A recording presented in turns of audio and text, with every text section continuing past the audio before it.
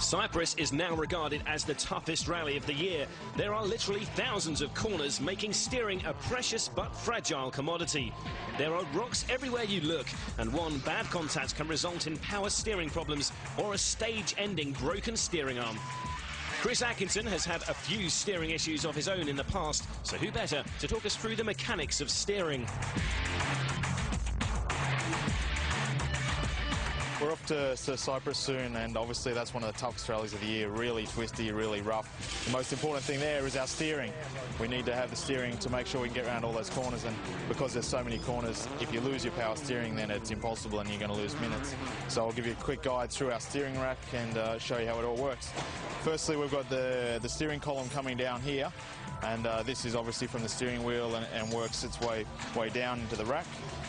From there, you've got hydraulic pressure in the rack, and this pressure forces each wheel when you turn, makes the steering easy to turn.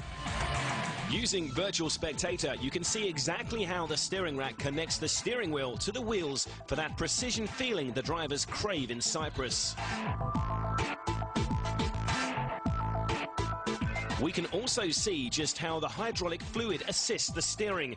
This is done by increasing the fluid pressure on one side, forcing the steering rack either left or right, and reducing the load for the driver.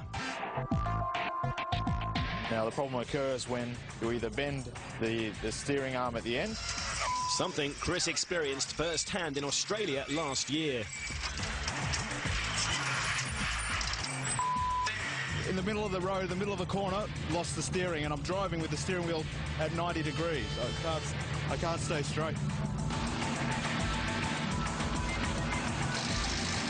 Or have a problem with the hydraulics where you lose your pressure, and with no pressure it becomes incredibly hard. You can do it for a few kilometres, and at the end of a long stage it can become quite difficult, and you really need a massage after you've done a few stages with no power steering. A feeling Marcus Grunholm experienced on more than one occasion in his Peugeot. We have no power steering. We have no power steering after 13 kilometers of stage. No power steering. No power steering. And we have 2 long stages to go. I'm fed up with this car. Okay, here we are inside the car. The important bit, the steering wheel here, connects through the steering column down into the rack, which we just showed you.